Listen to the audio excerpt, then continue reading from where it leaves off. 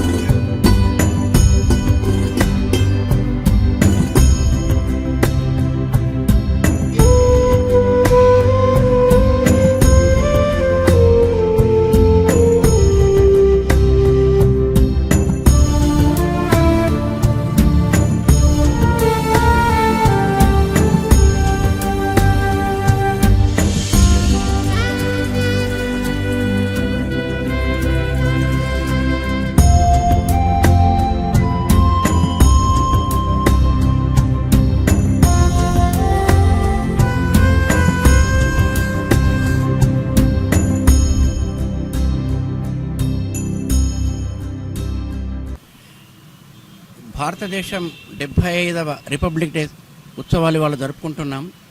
ఇది ఒక మహత్తరమైనటువంటి అవకాశం. ఇది ఎందుకంటే 75 సంవత్సరాల రిపబ్లిక్ డే అనేది అంటే చాలా గ్రేట్. అది ఎందుకంటే అమెరికా మిగతా రాష్ట్రాల్లో చూసుకుంటే మనం అమెరికా చాలా డెవలప్మెంట్, రష్యా డెవలప్మెంట్ అన్నా కానీ భారతదేశం 75 సంవత్సరాలలో సాధించినటువంటి అభివృద్ధి అంతకన్నా గణనీయమైనటువంటిది మనం చెప్పుకోవచ్చు.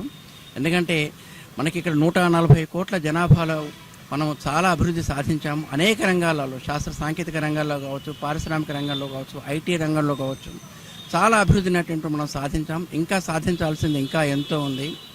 యూత్, ఇప్పుడున్నటువంటి యూత్ ఏదైతే ఉందో, యూత్ కూడా వివిధ రంగాలలో వాళ్ళు శ్రద్ధ తీసుకొని వాళ్ళ యొక్క కాంట్రిబ్యూషన్ కూడా మనకు ఈ భారతదేశానికి ఇస్తే ఈ దేశము ప్రపంచంలోనే ఒక అగ్ర రాజ్యంగా, ఒక అద్భుతమైనటువంటి ఒక కంట్రీగా వెలుగొందడానికి అవకాశం ఉంటుంది. ఈ సందర్భంగా మన అందరికి కూడా ఒకరికొకరు మనం శుభాకాంక్షలు చెప్పుకోవాల్సినటువంటి అవసరం ఉంది. Thank you very much. 75వ గణతంత్ర దినోత్సవ శుభాకాంక్షలు V3 న్యూస్ ప్రేక్షకులకు మరియు తెలుగు రాష్ట్రంలో ఉన్న అందరి ప్రజలకు, భారతదేశ ప్రజలకు అందరికీ కూడా గణతంత్ర దినోత్సవ శుభాకాంక్షలు తెలుసు. ముఖ్యంగా భారత రాజ్యాంగ నిర్మాత అంబేద్కర్ గారు ఆ రోజు స్వతంత్రం వచ్చిన తర్వాత 1947 ఆగస్టు 15 స్వతంత్రం వచ్చిన తర్వాత ఒక రాజ్యాంగాన్ని, ఇండియన్ కాన్స్టిట్యూషన్, ప్రపంచంలో అతిపెద్ద ప్రజాస్వామిక దేశమైనటువంటి భారతదేశానికి ఒక మంచి ఇండియన్ కాన్స్టిట్యూషన్ రాయాల్సినటువంటి అవసరం ఉందని చెప్పి ఒక రాజ్యాంగ పరిషత్ని 256 మంది సభ్యులతోటి ఏర్పరిచినటువంటి నేపథ్యంలో అంబేద్కర్ గారికి అవకాశం ఇచ్చి అంబేద్కర్ గారి ఆధ్వర్యంలో భారత రాజ్యాంగాన్ని నిర్మించుకున్నటువంటి సందర్భం అందరికీ తెలిసిన విషయమే.